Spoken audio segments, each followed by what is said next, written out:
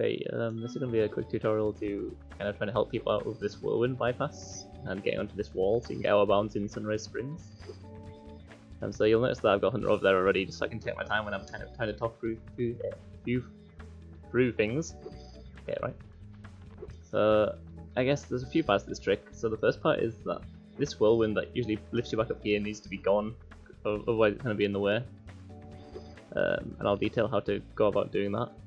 And then the other part is the superfly, which actually gets you the height.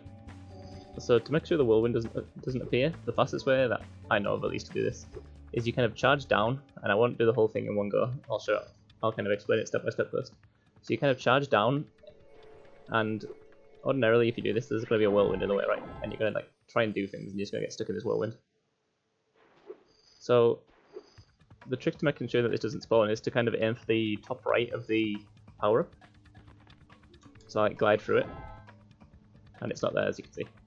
So that's kind of annoying because I'm like in a stupid spot as I glide. Because I've glided through it, I went right through it and I'm facing the wrong way now.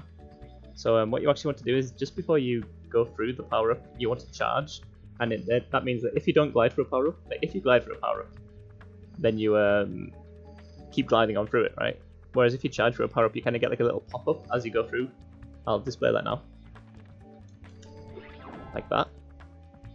So what I can do during that pop-up is I can like turn Spyro around, and that'll get me facing the right way and in a pretty good position to do the trick. So I'll show that now. So now I'm in position, right? So that's kind of the setup that you want to be going for when you're approaching this trick. So the next part is actually getting the superfly. And what I like to do is press X twice on the way back to flap up twice to get a bit more height. But you don't want to go too high, because if you're too high then there's like an invisible ceiling which will stop you from being able to do the actual superfly itself. So you need to be like trying to do the superfly inputs from like a low enough kind of height that you actually get one, but high enough that you make the wall, right?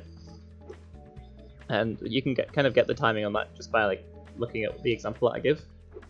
The inputs for the actual superfly itself are quite simple. All you really do is when you're about to do it, you hold down for like 0.25 seconds ish.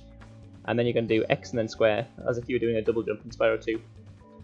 And there's actually better places to practice that technique than this. So, for example, Magma Cone in Spyro 2, if you just get the power up around the volcano, you can practice it there for ages, like with a power up and plenty of room, and you can kind of practice getting really good superflies. And then you can come back to this situation where you're in tight quarters and try and pull it off. So that's what I would recommend. If you're having trouble with that part, maybe go and practice it in Magma Cone.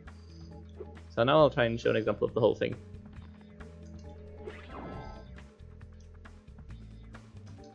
And then you're going to just go around this corner, and then you can do this hoverless, but obviously most people are going to want to hover onto this wall. Yeah, you need to like get around the corner, and like sometimes you'll be a lot lower than I was. Like I was pretty high there. I got a pretty good one up there. I'll see if I can show this again, just so that you can kind of see the general timing. You'll notice that. So you might want to watch quite closely to see when I'm holding down, the camera should move and start looking more upwards. And then after that, I'll do like the X and square, and that's when I really start like charging upwards.